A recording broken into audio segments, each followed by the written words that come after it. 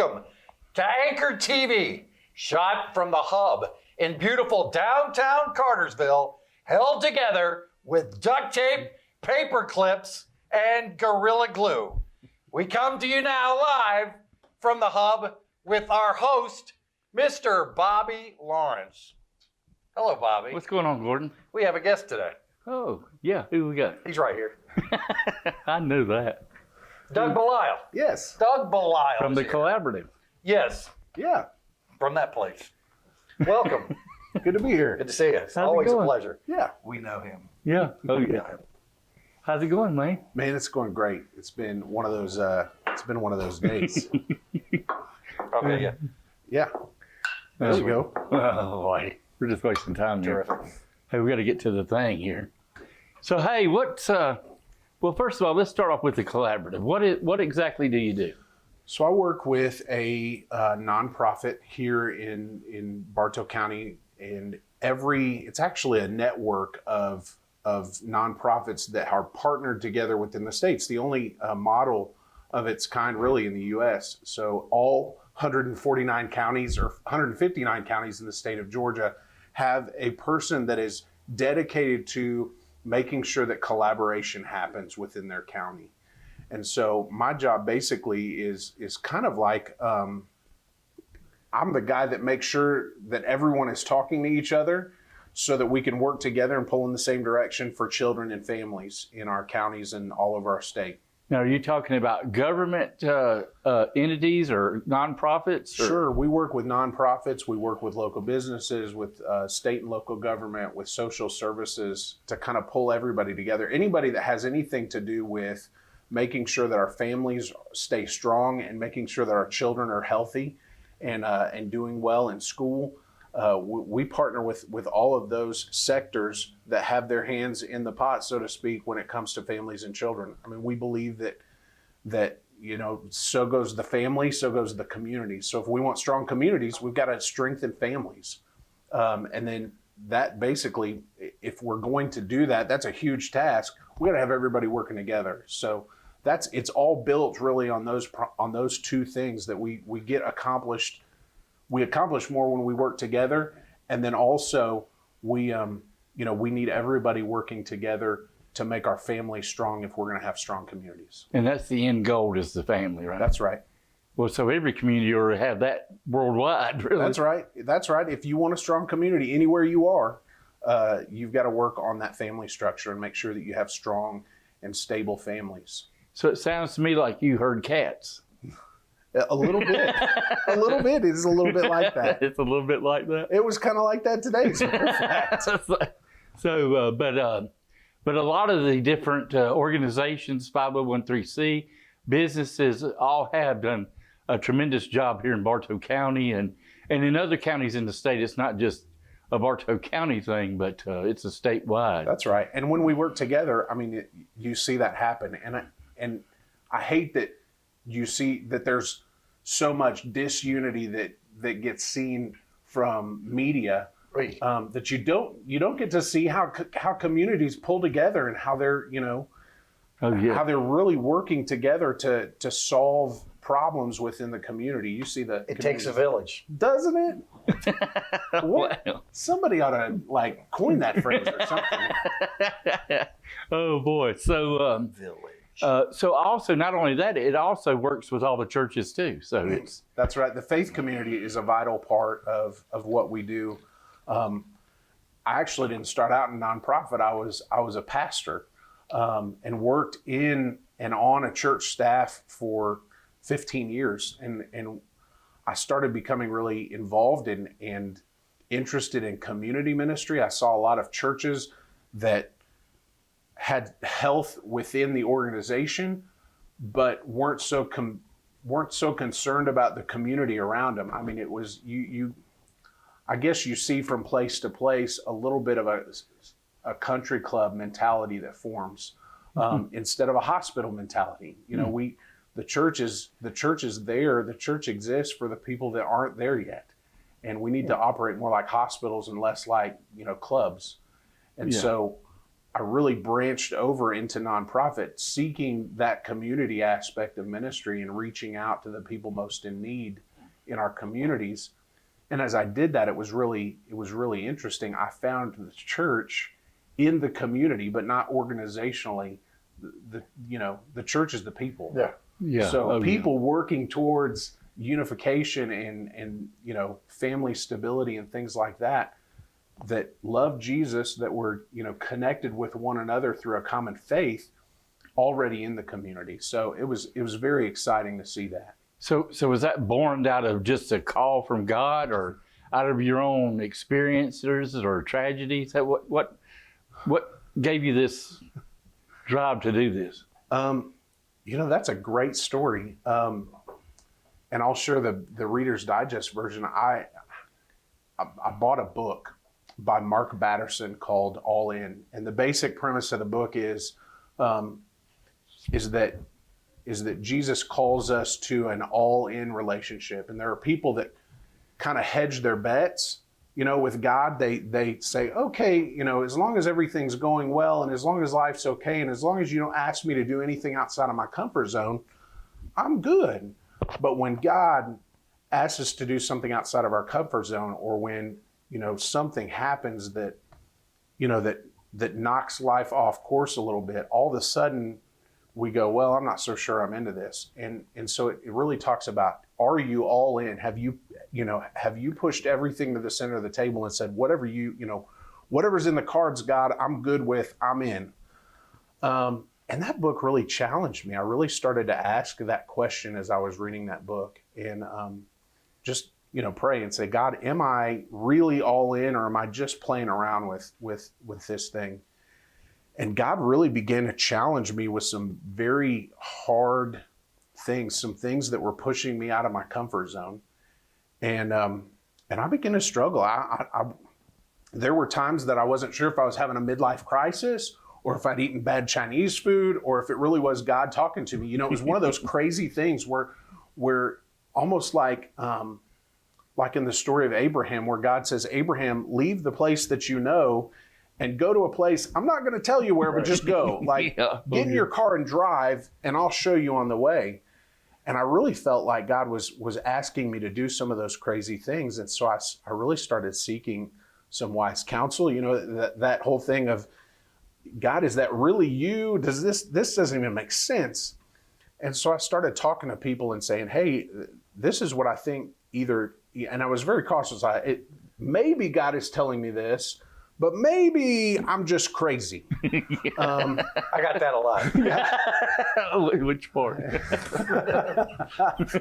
So I went through this whole process, and with this particular issue, it was one of those life-altering issues, and we finally got to the point where we had to make a decision. Like it was, are we going to do this, or are we not? Is this what, God, is this what you want us to do? If it is, we're in, we'll do it. And so we went through this process and finally came to the day that we had set to say, okay, we have to have an answer by today. And I looked at my wife and I said, hey, we've been praying about this. What do you think? And she said, I think it's crazy. Absolutely not. I don't have a peace about it. And I was like, really? That's it, huh? We're done. And I really struggled with that, because I really had in my heart said, yes, if this is what God wants us to do, we are all in. And I'm not even going to say what the thing was, because it is that crazy. But it was one of those experiences where I was expecting to step over this line, and we didn't. And so in the weeks following, I was kind of in this funk, and I finally, one night told my wife, I said, what is up? Why did we go through this, 8-month process of all this prayer and all this pain and, angst about, should we do this or not? I said, for nothing. And my wife said, well, what if the point was just God saying, will you do the craziest thing that you can think of?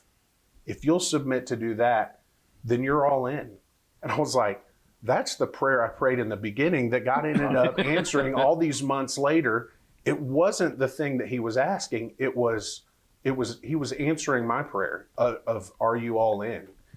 And it was shortly after I came to that realization that I was reading a devotional one morning, and the passage was Acts chapter 8 of Philip goes to Samaria, and he does this huge revival, and I mean the whole city is it's amazing. People are coming to Christ, and Philip's any evangelist's dream is the whole city is turning.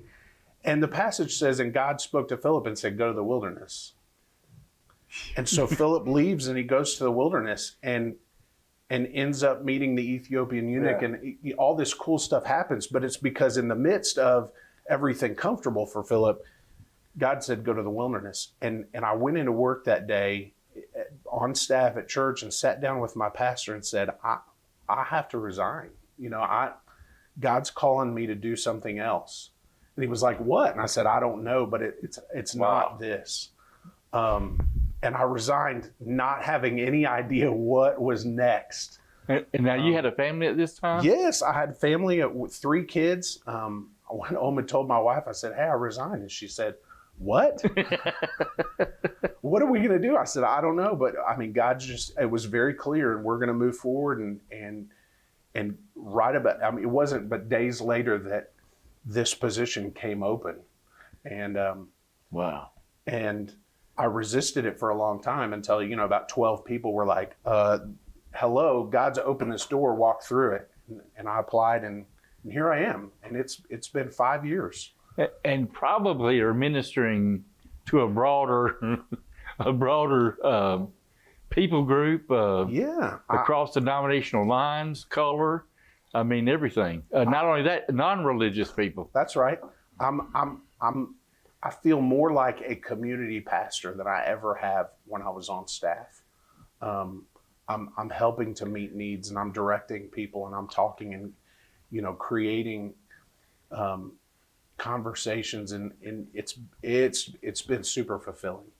Super. Well, so also through all that, doing what you're doing, there's also conflict. Oh, no doubt about it. How do you handle these conflicts? Because they rise up, all kinds of political stuff, how do you deal with that and stay in the middle? I just close the door and hide. No, I hate conflict. It's a necessary part of life. And for whatever reason, my wife calls me the United Nations. I'm a peacemaker by nature. I don't like arguments. I don't like people fighting.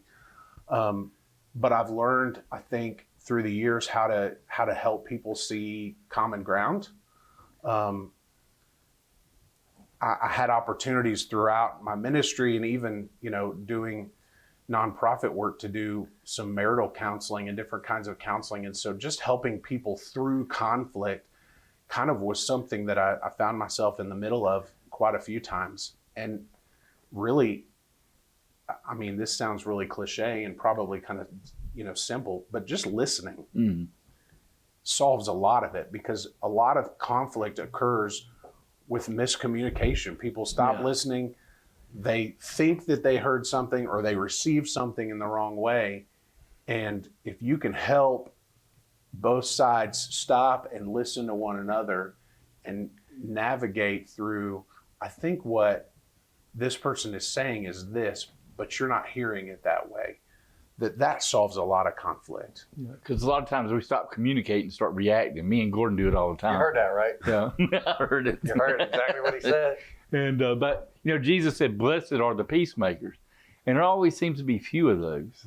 You know what I'm saying? Yeah. And then people just don't realize, but also sometimes without conflict, there's no forward progress. That's right. So it's almost like you got to have struggle. You got to have struggle, and if it's not, then a lot of times you can get off the rail either way. But so there's a lot of different ways to look at that conflict, and I know that arises up in the business world and ministries. A lot of times people don't realize how competitive some reason that is. I don't know why. Shouldn't be, but that's right. Sometimes in the Christian world that we get to that. And but you do so many other things. You're one of our board members at Anchor Yes. Ministries Inc. And in fact, you do a pretty active part of it. What we do ourselves in the community and the TV stuff and all. And but you're part of several other boards too, right? Yeah, I get as the community collaborator, I do get asked to be on several boards, and I don't even know if I could list them. I'm probably on about 10 different boards. Wow.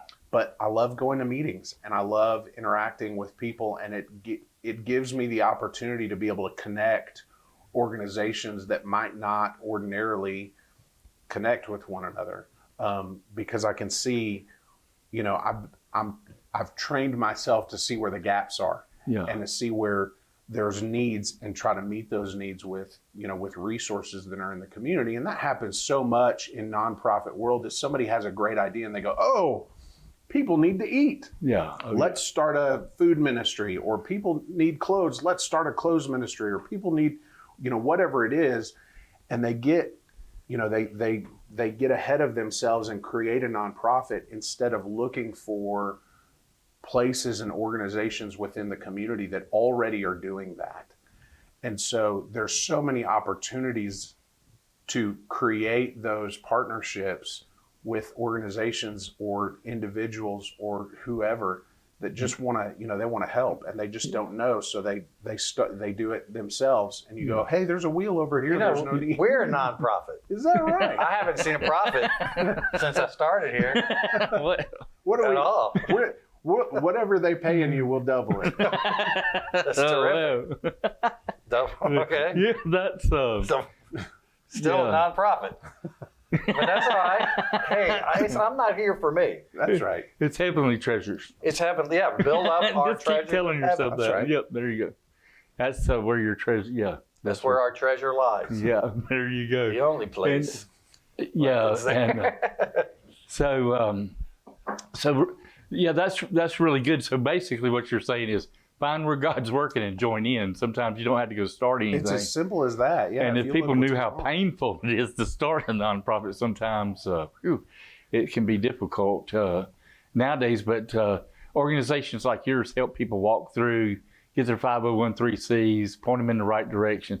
And you're also not a yes man. You ask the hard questions. That's Hey, right. why are we doing this? What is the vision? Why, That's right. you know, what is the direction? So you're not just saying, oh yeah, let's do this or do that. So you kind of help everybody hem it in, and we need more people like that. I think sometimes it's easy to get yes guys that will agree with you, but then a lot of times that just causes you to sit still.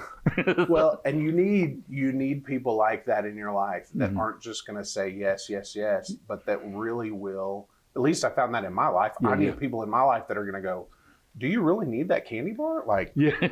for real? You know, Yeah. I don't like those people, but I need them in my life. You know, we need some of those people that ask the hard questions and that hold us accountable. That's Well, right.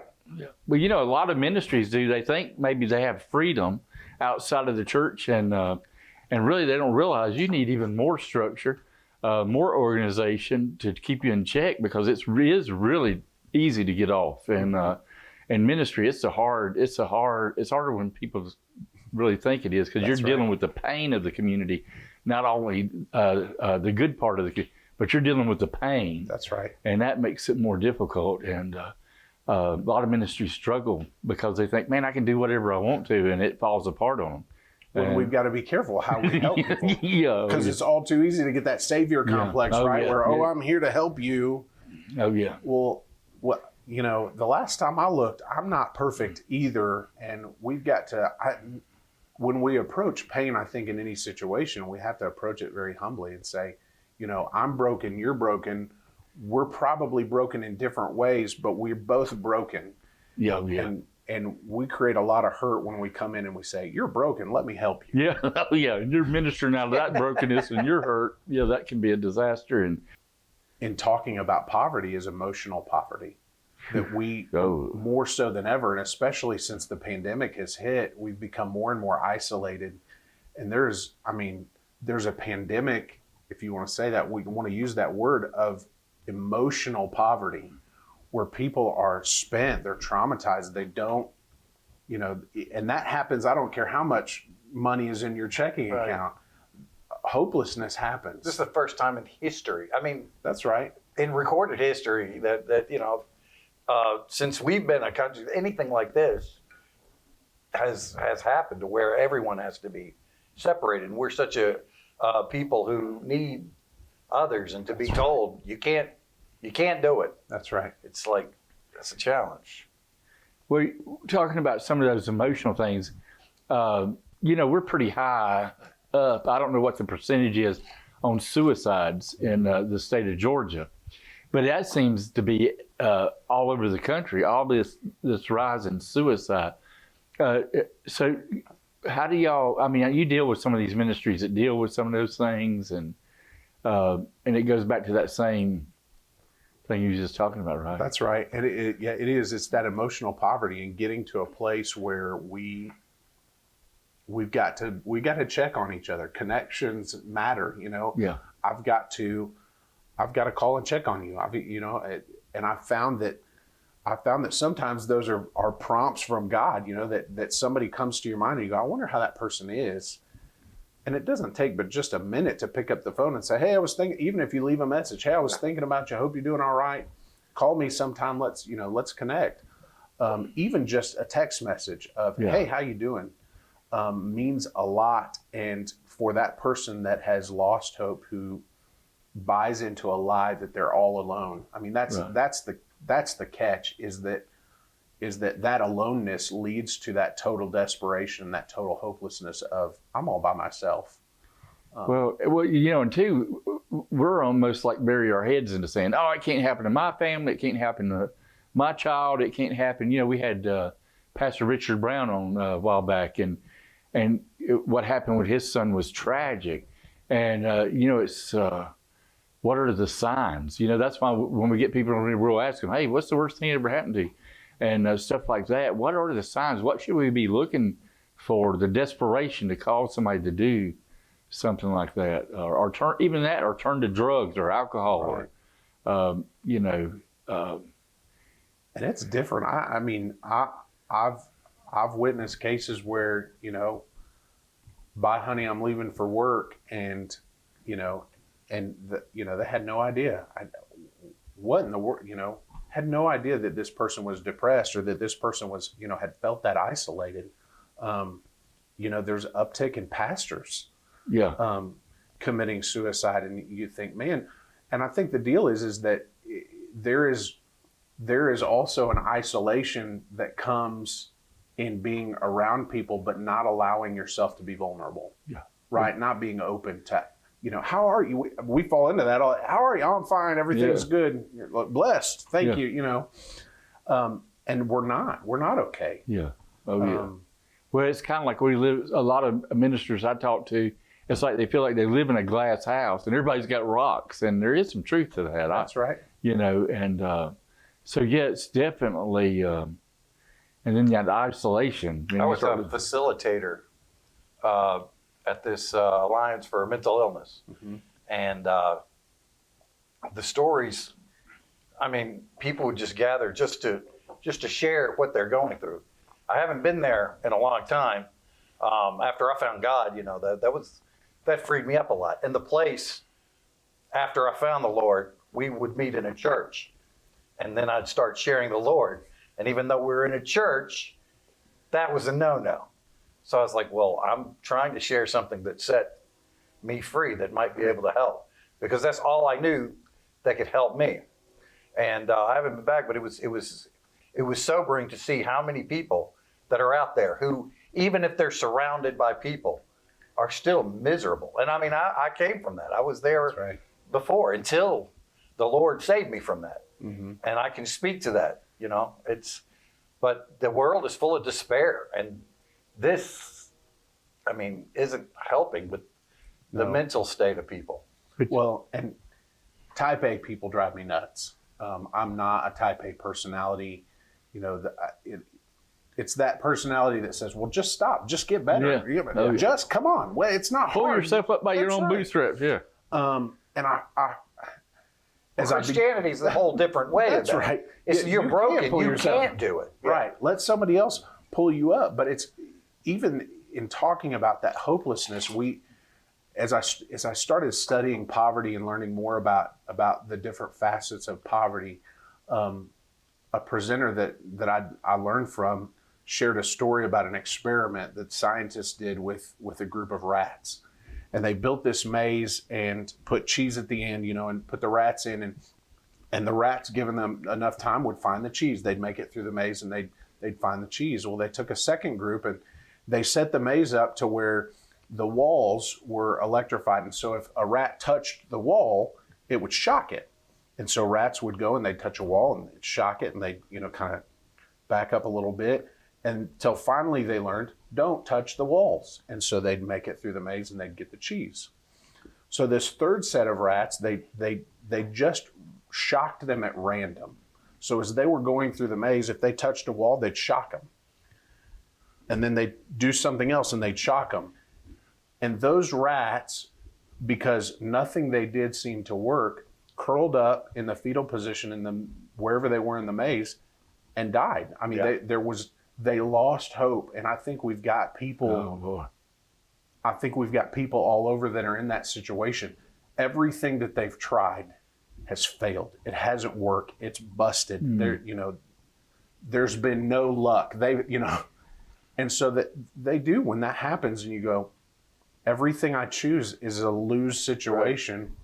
Yeah. I'm going to stop choosing. And so many people feel like they're in that right now. That's right. They're like, what can I do? There's nothing I can do that makes, because we're all people pleasers. And that's, if you're a good person, you want to, look out for other people. That's and then when that's shocked out of you, how do you cope? Right. Yeah. And sometimes, really the bottom line is Jesus is the true answer.